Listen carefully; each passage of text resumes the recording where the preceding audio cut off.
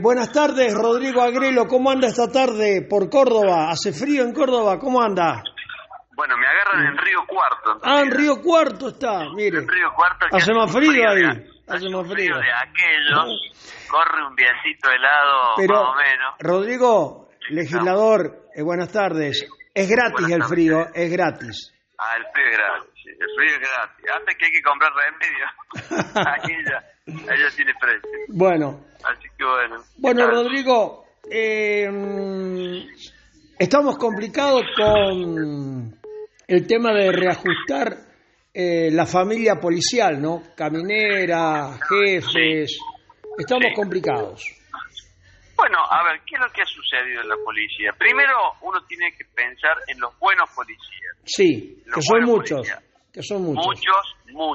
Mucha gente que trabaja como policía y muchas familias que cada vez que sale ese policía de su casa queda preocupada porque sale a poner el cuerpo. Entonces, a toda esa gente uno tiene que mandarle un mensaje de decirle, distinguimos a los buenos de los malos policías. Sí. Y entonces, y el agradecimiento por todo lo que hacen, ¿no? Pero después tenemos todos los otros todos esos que son el mal ejemplo y que muchas veces están en la jefatura los malos ejemplos, y eso hace que el incentivo sea a copiar, ¿no? A copiar lo que se hace mal. Y lamentablemente en Córdoba todo indica de que hay gente que ha sido apañada por el poder político, cuando no por el poder judicial, para hacer cosas que no se deben, ¿no? Ahora los jerárquicos que fueron cambiándose rápidamente en los últimos tiempos en puestos estratégicos, donde supuestamente hay que dar el ejemplo. ¿Quién revisa? Y esa es la pregunta. ¿Quién revisa para que lleguen ahí?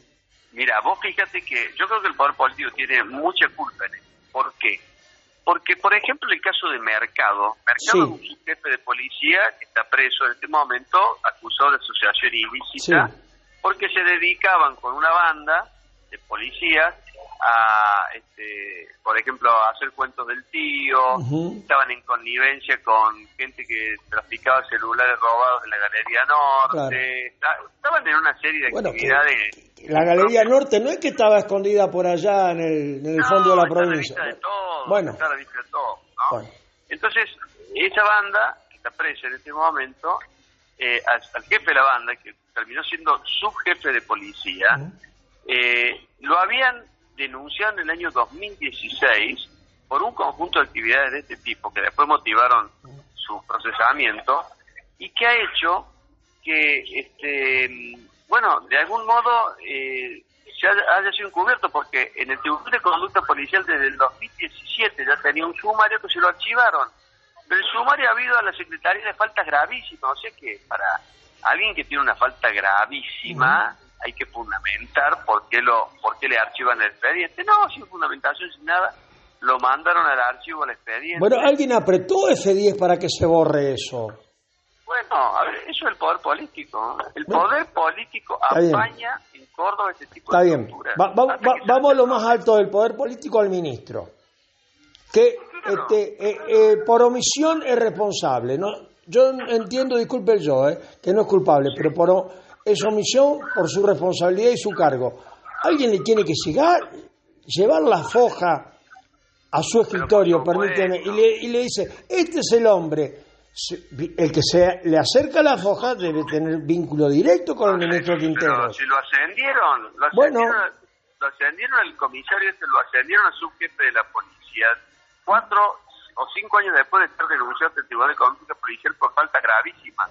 Bueno, pero el jefe de la caminera también fue recientemente designado. Bueno, por eso, pero digo, te hablo del tema de Mercado, que es el tema que yo conozco por haberlo leído a fondo. Bien. A ver, si el ministro conocía de la acusación que tenía Mercado en el Tribunal de Conducta Policial y de los antecedentes y lo ascendió, y el gobernador lo conocía también, es un error gravísimo. Y si no lo conocía, también es gravísimo, porque no conocer semejante dato es vivir en otro lado. Entonces, lamentablemente, por donde... Pero si borran los datos... Quiero estar a favor del gobernador y del ministro. Bueno, le borran los datos. quizás no todo podemos saber de todo, Rodrigo, no es que lo quiera contradecir. A ver, diga. La fuerza policial es una fuerza limitada en cantidad de hombres. Bien. Y los superiores son muy pocas personas, entonces todo se sabe ahí. Los contamos con los dedos de la mano. La verdad que es inexplicable que ese hombre haya llegado a ser con esos antecedentes subjefe de policía. Y entonces van pasando las cosas. La cárcel de Bower, 15 años, una banda ahí adentro, están todos presos ahora, pero están todos presos porque un día saltó, era imparable el tema. Y fíjese una cosa, por ejemplo, este mercado que ha sido ascendido está acusado, y lo dice el fiscal Enrique Gavi, que es el fiscal de delitos complejos, está acusado de haber participado en el desvío de una investigación, en no haber investigado una línea en un asalto que hubo en Barrio Tópico muy grave, que estaba todo el poder político en esa reunión en la que asaltaron. Y entonces el fiscal Garzón, ¿cierto?, que es el mismo fiscal que investigó el caso del neonatal, y este policía Mercado fueron los investigadores en este caso de Cofico, que es un asalto que se produjo en el 2016, donde había jueces, políticos, todos mezclados ahí en una reunión en Barrio Cofico, y que terminaron, todos los tipos que fueron detenidos con motivo de ese asalto terminaron absueltos. ¿Por qué? Porque no eran ellos. Y entonces, la gente que produjo una línea de investigación distinta y que insistió y no le hicieron caso, terminó fuera de la policía, terminó pasada a retiro. Está bien. Bueno, le recuerdo lo de la banda, ¿se acuerda? Que habilitaban comercios en Córdoba Capital y Carlos Paz. Sí. Había bomberos, policía y otra fuerza Totalmente. más. Bueno. Poli Pereta terminó premiado con un puesto en la Municipalidad de Córdoba en el gobierno Martín Yarlora. Es que el jefe de la banda que se había dedicado a eso terminó en un alto puesto en la Municipalidad de Córdoba en el gobierno del intendente Yarlora en ese momento. Lo premiaron. Hay que intervenir a la policía. A la policía hay que intervenirla. Nosotros hemos presentado un proyecto de ley para intervenir la policía. Bueno, le hago un juego de palabras. ¿Quién tiene el poder de policía para intervenir? ¿A quién ponemos?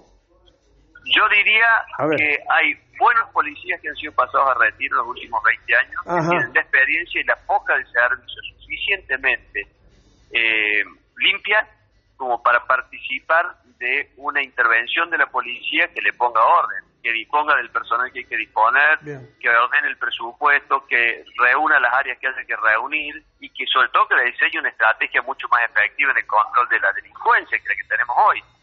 Hoy una tarea de permanente patrullaje y nosotros creemos que hay que pasar a la ofensiva, es decir, hay que tener primero tareas de inteligencia que permitan saber dónde se esconden los ladrones. Se han robado el mes de abril pasado se robaron 454 autos en Córdoba, automóviles. Vos para robarte 400 automóviles en una provincia como esta tenés que tener una organización, una banda, porque no es robar celulares ni robar gomas de autos, son autos. Bueno, a esos tipos hay que buscarlos, pero ¿cómo se los busca? Con inteligencia. Y después contrainteligencia, es decir, saber si el enemigo, que es el delito, se te ha metido en la policía, como nos está pasando. La tarea de contrainteligencia la hacen todas las fuerzas de seguridad para saber que no tienen el enemigo adentro. Nosotros estamos durmiendo con el enemigo, Nosotros estamos durmiendo con el enemigo, pese a los muchos buenos policías que hay. Bueno, lo que pasa es que esa familia de azules también adentro tiene su lado conflictivo intramuro. No es tan fácil hacer carrera, ¿vio? No, claro. Han enrarecido todo. Los buenos policías deben estar sufriendo mucho ahí adentro, pero la política se ha metido en la policía y eso es un tema gravísimo. Bueno, entonces, pero el tema de la camionera, ¿manejan caja también a la pasada?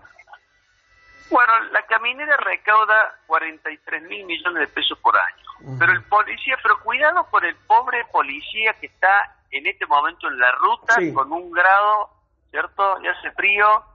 Ese tipo no toma un peso, porque ese hombre lo que hace es poner una multa con un radar, hacerte firmar una factura, pero ahí no hay nadie. Incluso, pero lo putean a ese. Sí, totalmente, pero pagan justo por pecadores. Porque ahí hay mucha gente que se está ganando la vida con un trabajo que es lícito.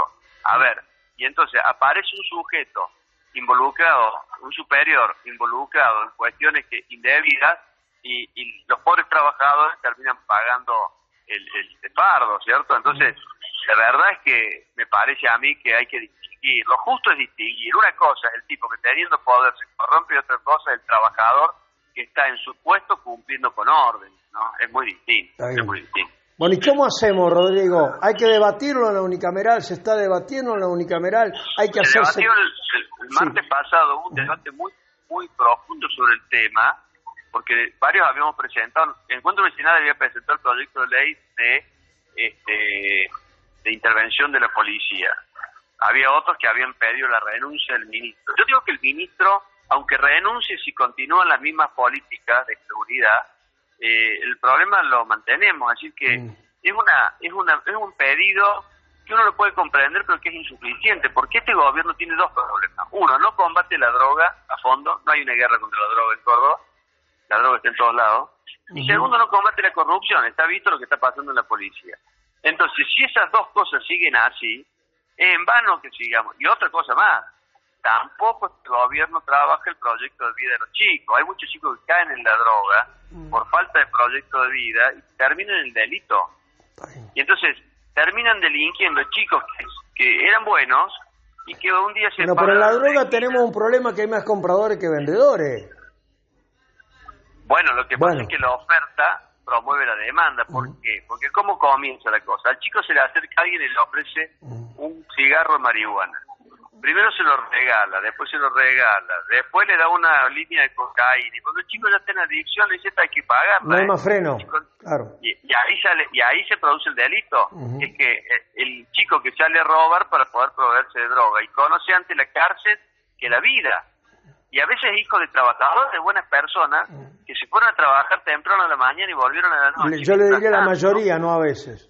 Pero bueno, claro, entonces mientras tanto, porque también se estigmatiza a los padres, mientras tanto, en la esquina estaba la bandita, la barrita sin nada que hacer, sin proyecto, sin una propuesta positiva, entonces los chicos empiezan a juntarse, hay aquel viejo dicho, ¿no?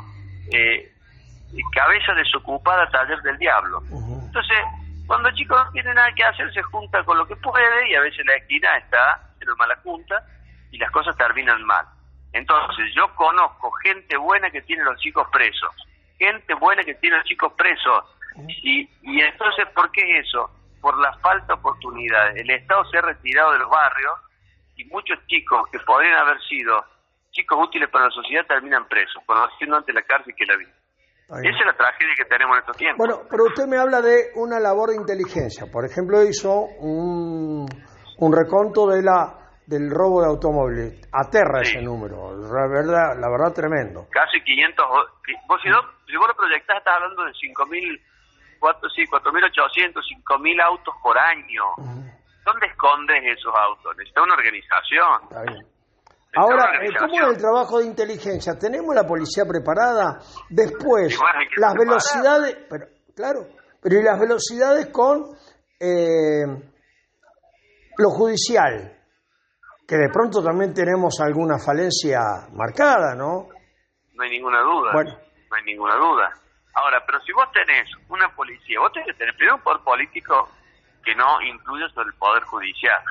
¿Cierto? El poder judicial se ha impuesto el carrerismo en muchos casos, entonces andan picándose muchos en cómo quedar bien con el poder político. Eso es gravísimo. Pero la tarea de inteligencia de la policía es desarticular las cosas antes que sucedan. Y eso exige eso es la tarea de inteligencia.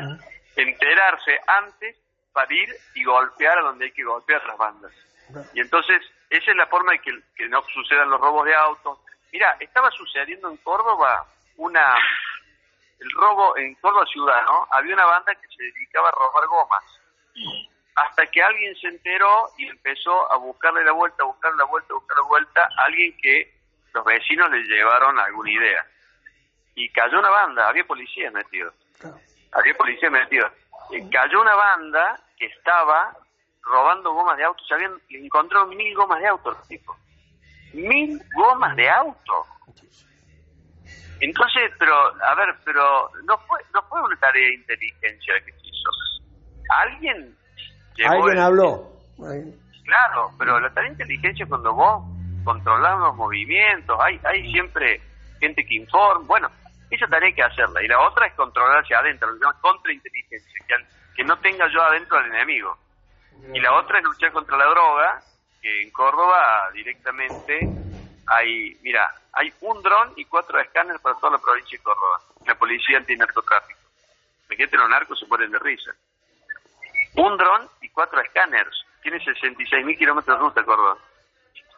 ¿Cómo vas a controlar eso así? 52 pasos con Santa Fe.